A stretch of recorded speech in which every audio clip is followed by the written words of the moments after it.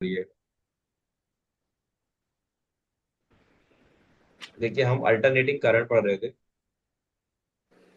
तो alternating current में मैंने आपको आईआरएमएस स्पीड के बारे में बताया था, और मैंने ये बताया था कि एवरेज स्पीड को आप डिफरेंट डिफरेंट तरीके से स्टडी करते हैं। उसमें एक तरीका आपका क्या है, आईआरएमएस स्पीड है। एक आपकी एवरेज स्पीड होती है।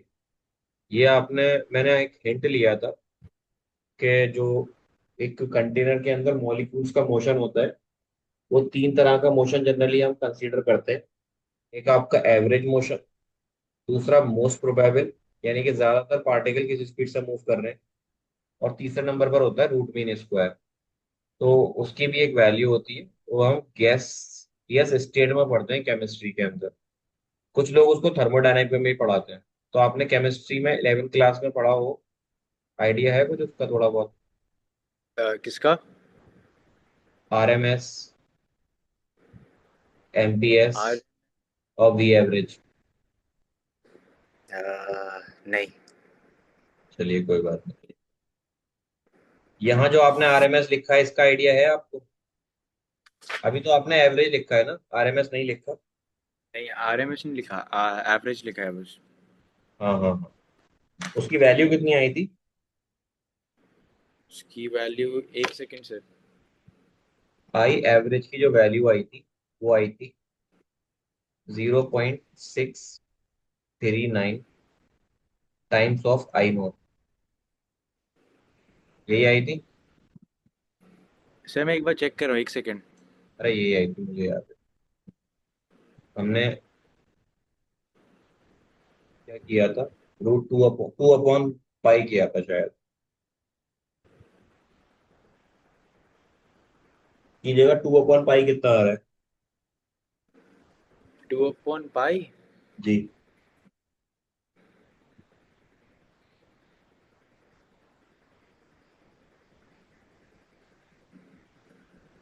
0.636। सिक्स आ हाँ रहा है तो यही है। सिक्स, 9 हटा के यहाँ सिक्स कर लीजिए।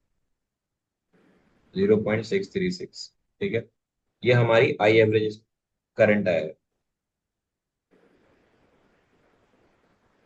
मतलब आपने सिर्फ और सिर्फ हाफ साइकिल के लिए इसको निकाला था। आपने टाइम पीरियड जो रखा था वो T/2 रखा था, अगर आपको याद हो। ये पीछे ले जाऊं मैं दिखाने के लिए। देखिए, ये पूरा टाइम पीरियड था T, लेकिन मैं सिर्फ और सिर्फ इस साइकिल के लिए इसको कैलकुलेट कर रहा था। तो इस साइकिल के लिए जो आपकी आई आरएमएस, सॉरी आई एवरेज जो आई है, वो कितनी आई है? 0.6396 टाइम्स ऑफ आई नोट। अब ये आई नोट क्या है? ये आपकी ये वैल्यू है।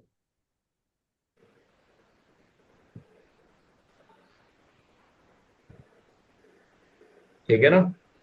अब हम जी जी। आगे आगे आगे बात करेंगे इधर वाले के लिए।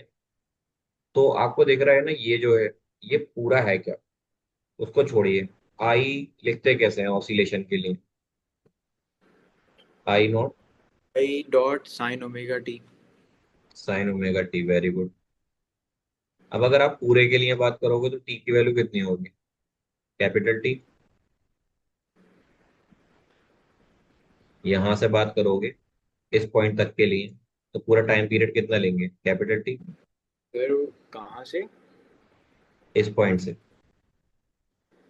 इस पॉइंट तक, अच्छा। ओ से डी तक। अभी इससे पहले बात की थी ओ से ए तक। तो टाइम पीरियड कितना होगा? अरे टाइम पीरियड टी है तो टी की होगा। जी। अब यहाँ पर आपको पता है ओमेगा किसके बराबर होता है? ओमेगा होता है 2 पाई अपॉन। ठीक है, आप यहाँ पुट कर दो।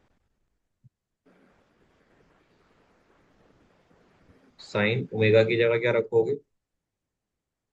2 पाई अपॉन टी। और टाइम पीरियड की जगह भी टी। तो टी से टी जाएगा कट। क्या आ जाएगा आपका? I is equal to I naught sine 2 pi. ठीक है। साइन 2 पाई जानते हैं आप कितना होता है? साइन 2 पाई 360 जीरो। जीरो। तो आपका ये आई नॉट इंटू जीरो, आपका टोटल करंट कितना आ जाएगा? जीरो। जी। ये पता है क्यों हुआ?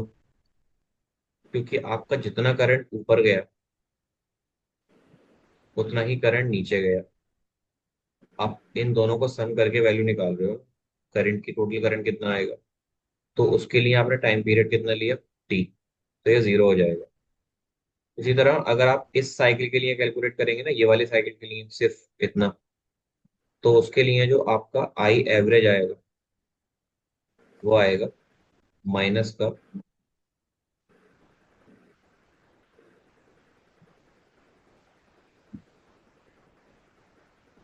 0.636 आई नोट। और आपका आई एवरेज जो पॉजिटिव के लिए आ रहा था वो कितना था? वो था प्लस का 0.636 आई नोट। आपको टोटल आई निकालना था तो वो कितना हो जाएगा? आई एवरेज पॉजिटिव और आई एवरेज नेगेटिव, दोनों को जोड़ेंगे तो कितना हो जाएगा? 0.636 times of I note minus 0.636 times of I note. Average के लिए दो से डिवाइड करते हैं, फाइनली ये हो जाएगा जीरो। ऐसे भी जीरो आ जाएगा ये।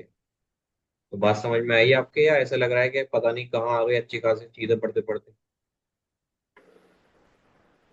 समझ में आ रही है। आ रही है। इसमें एक पॉइंट मैंने बोला था आपको ऐड करने के लिए, तो मैं यहाँ पर सिर्फ सिंबल बना दे रहा हूँ। पॉइंट आप लिख लीजिए, वो ऐड कर लीजिएगा अपने नोट। याद कैसे रहता है कि ये पॉइंट कहाँ ऐड करना है अगर मैं लिखाता हूँ तो? कैसे? जैसे मैं कभी, आप फेयर तो करते नहीं हो, रफ करते हो, तो रफ में याद कैसे रहता है कि ये पॉइंट यहाँ पर बिलोंग करेगा? स्टार साइन में बनाता हूँ, मतलब उसके लिए अलग सेपरेट, मतलब ये बनाता हूँ। उसको पहुंचाओगे कैसे वहां तक?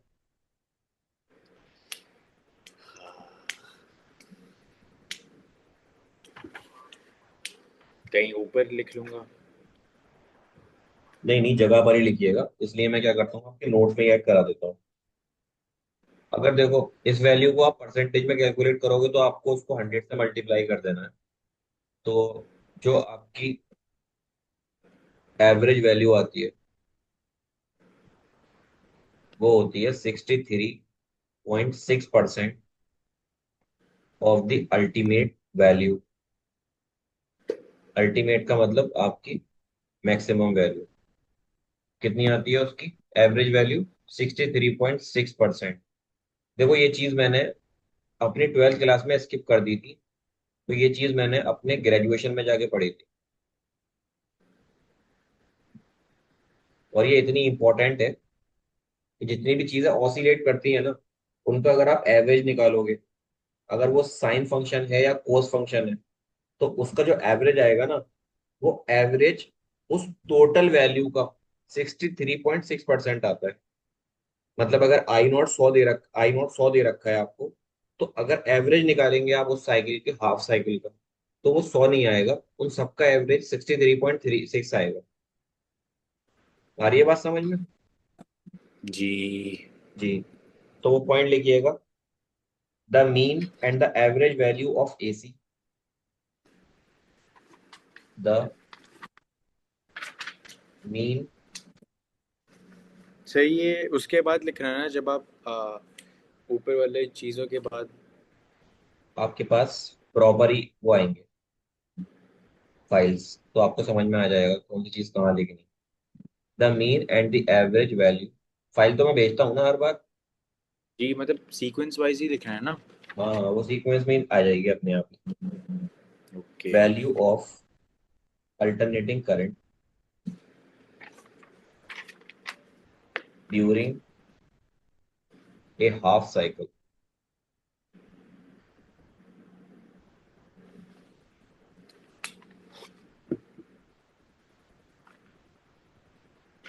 Is 63.6% of its peak value.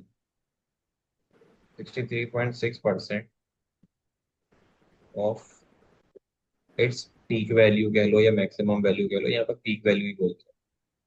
अपनी पीक वैल्यू का जो एसी करंट का एवरेज आएगा वो कितना आएगा, 63.6%।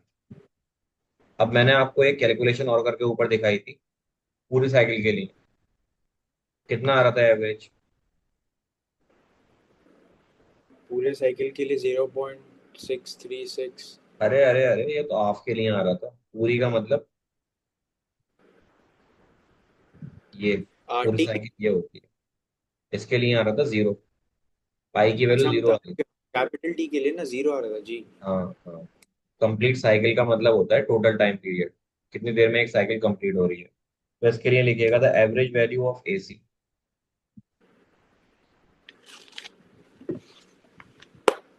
The average value of AC over a complete cycle, over a complete cycle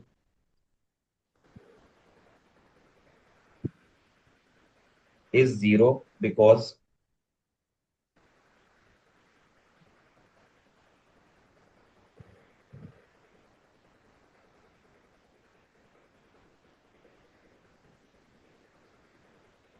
the I average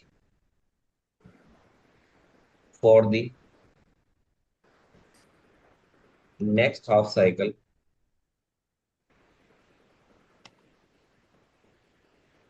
will be minus 0.636 times of I note. ठीक है। जी। तो हम चलते हैं अपने अगले टॉपिक की तरफ, जिसका नाम है मीन और average value of the alternating EMF. तो हमने एक चीज पहले पढ़ ली ऊपर, मीन और एवरेज वैल्यू किसकी निकाली थी, हमने अल्टरनेटिंग करंट की निकाली थी। अब ये सेम चीज हम ईएमएफ के लिए करेंगे।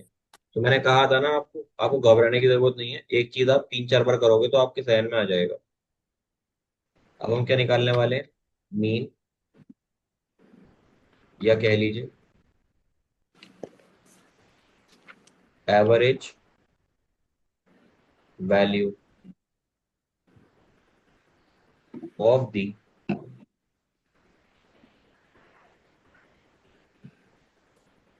अल्टरनेटिंग करंट, या करंट नहीं आएगा, पूरा लिखना alternating EMF of the alternating EMF. Alternating EMF की मुझे मीन और एवरेज वैल्यू कैलकुलेट करनी है। तो ये हेडिंग डालकर आप थोड़ा सा लिख लीजिएगा, क्योंकि काफी ज्यादा थ्योरी है, पूरी लिखाऊंगा टाइम वेस्ट होगा उसमें। आप लिख लीजिए ओके सर। ये हेडिंग डालकर, जब हेडिंग डाल लो तो बताना मुझे, फिर मैं बोलता हूँ। डेरिवेशन इजी है, मैं करा दूँ अभी। सर वो पीछे वाले के लिए हाफ पेज छोड़ दूं? आपकी फेयर कॉपी पे कर रहे हो आप? हाँ। आपने पीछे का पूरा काम कर लिया था जो लास्ट क्लासेस में कराया था मैंने? लास्ट क्लास का वो बस वो आधा मतलब लास्ट पार्ट लिखना था। अच्छा, वो लास्ट पार्ट के लिए जगह छोड़ी थी ना मैंने, जी। वो जगह यही है, उसी के लिए छुड़वाई थी, ये जो लिखा है ना मैंने ये। अच्छा। हाँ, ये ऊपर वाला जो है आपको अंडरस्टैंडिंग के लिए समझाया था मैंने सिर्फ, लेकिन ये इंपॉर्टेंट है तो इसकी जगह छुड़वाई थी वो। तो आपको वो जगह तो ऑलरेडी छूटी हुई है, उसके अलावा हाफ पे जो छोड़ दीजिएगा जिसमें आप ऊपर वाली कैलकुलेशन लिख सके। उसके बाद हेडिंग डालिएगा मीन और average value of the alternating EMF.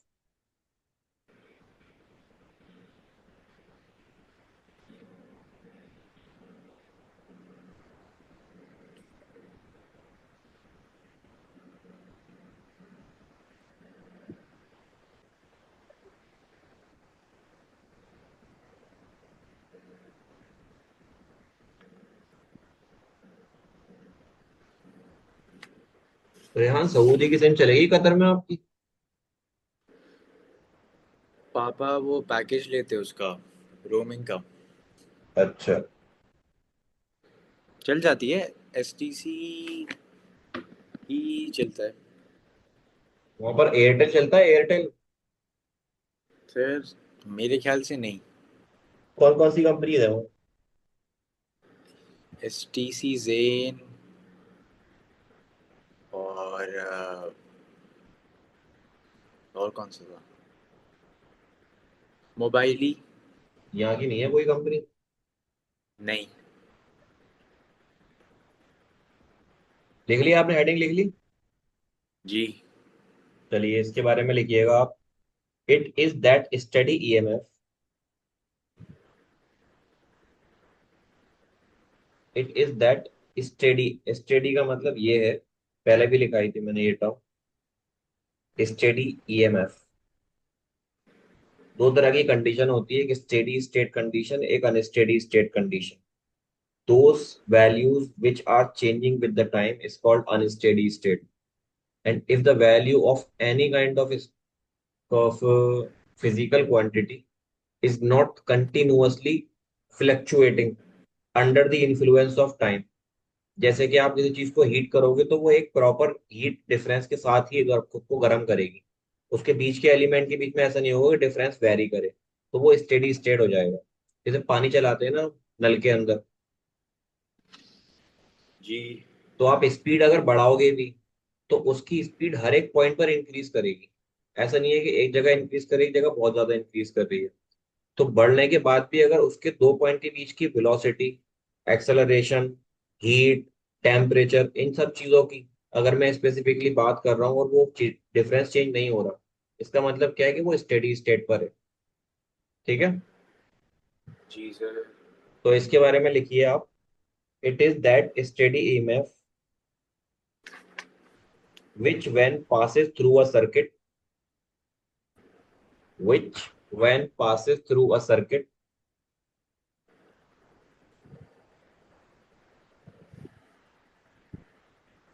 for half time,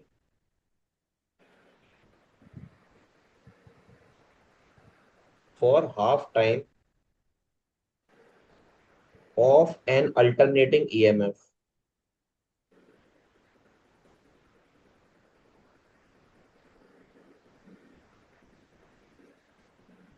for half time of an alternating EMF, sending the same amount of charge,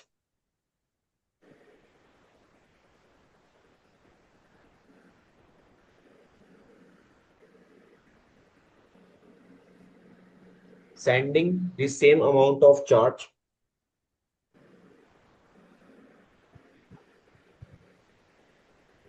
as done by the alternating EMF, as done by the alternating EMF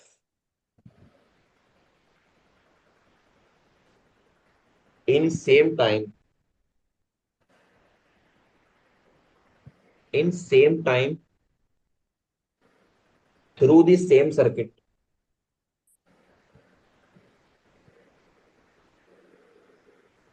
in same time through the same circuit.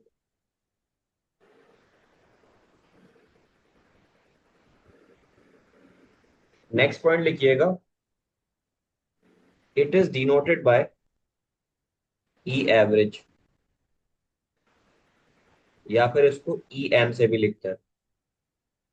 It is denoted by average के साथ M लिखने का मतलब mean होता है। It is denoted by E average और E M.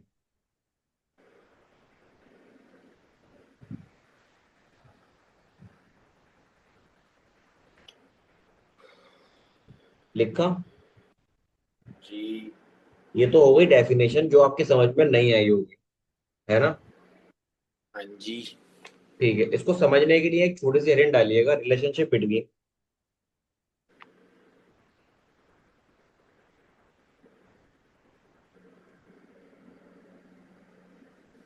Relationship between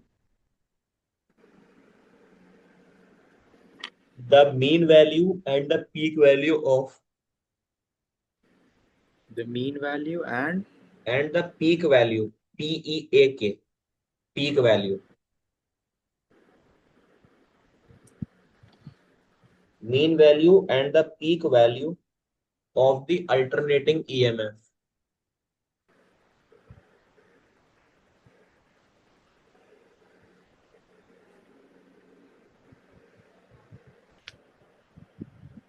of the alternating EMF.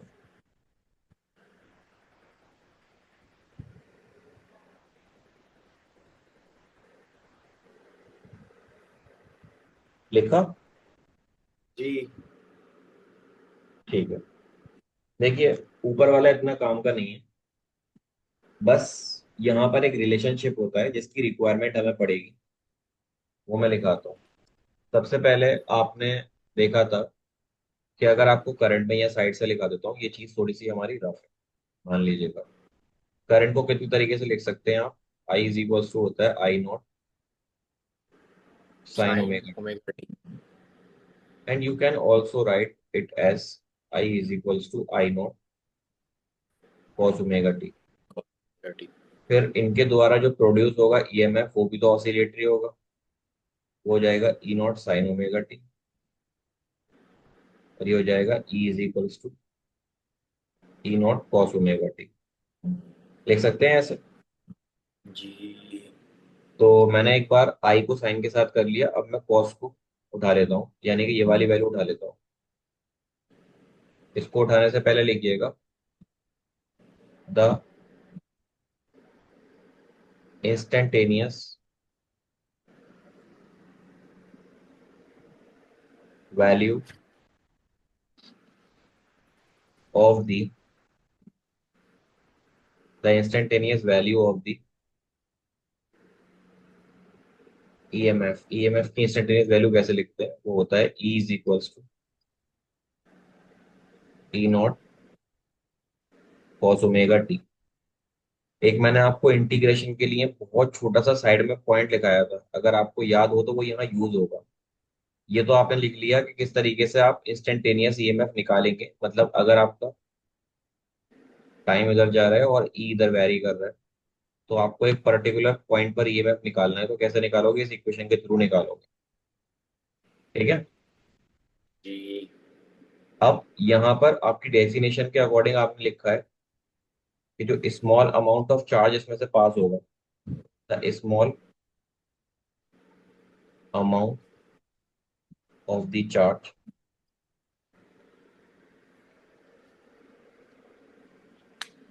that will pass through the circuit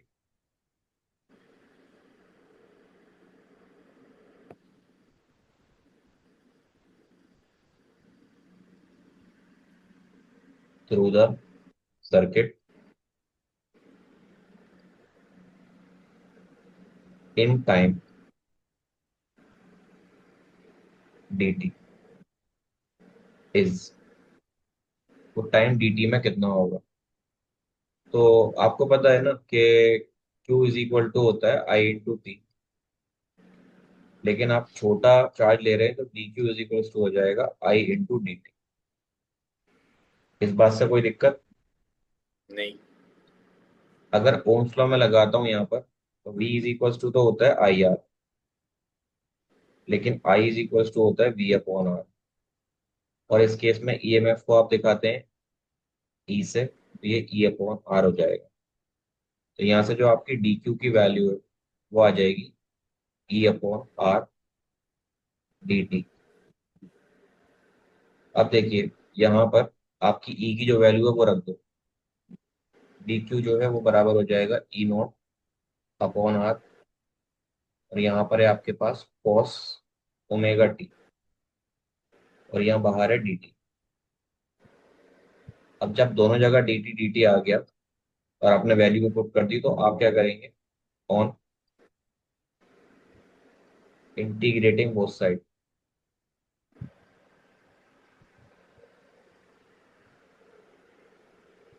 देखिए, integrate करूंगा तो ये बन जाएगा डी क्यू, और ये बन जाएगा इंटीग्रेट करने पर ई नॉट अपॉन आर, और यहाँ पर आएगा cos omega T D T, जिसमें आपका ई नॉट कॉन्स्टेंट वैल्यू है, ये बाहर आ जाएगी, आर भी बाहर आ जाएगा।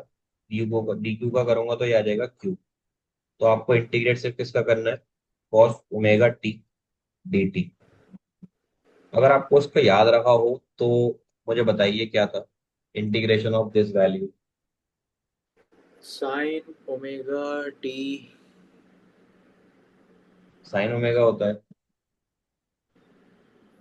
साइन का होता है माइनस कॉस, कॉस का होता है साइन, ठीक है, ठीक है। तो आपका क्यू आ जाएगा ई नॉट अपॉन आर। अब टाइम पीरियड आपने कहाँ से कहाँ तक लिया है यहाँ मेंशन करिएगा कि आपने 0 से लेकर t/2 तक की बात की है। कॉस का कितना आएगा हमारा सॉल्व होकर, साइन ओमेगा टी तो आएगा ही आएगा, नीचे अलग से ओमेगा भी आएगा। अब इस ओमेगा को बाहर ले लो क्योंकि ये कांस्टेंट वैल्यू है, this is our E naught upon r. Integration हट जाएगा इंटीग्रेट होने के बाद।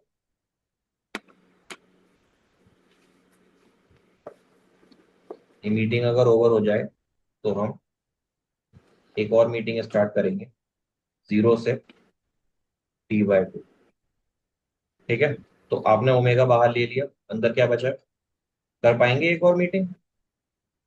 जी, कर लूँगा। सर ठीक है। वो कल वाली लिंक पे ना? हाँ वो नहीं नहीं, हाँ कल वाली लिंक मैंने दूसरी वाली भेजी थी, मैं चेक करके देखता हूँ अगर वो काम करती है बट क्योंकि सेम, कई बार काम सर नहीं आप करती। सेम लिंक ही भेजते हैं जो भी जिस पे ज्वाइन करता हूँ मैं। नहीं वो कल स्टार्ट हो गई थी वरना होती नहीं है, मैं नहीं भेजता उसकी जगह। अच्छा। ये खत्म होने वाली है 5-10 सेकंड में, फिर बाकी आगे कैलकुलेशन में अगले वाले पार्ट में करा। ओके।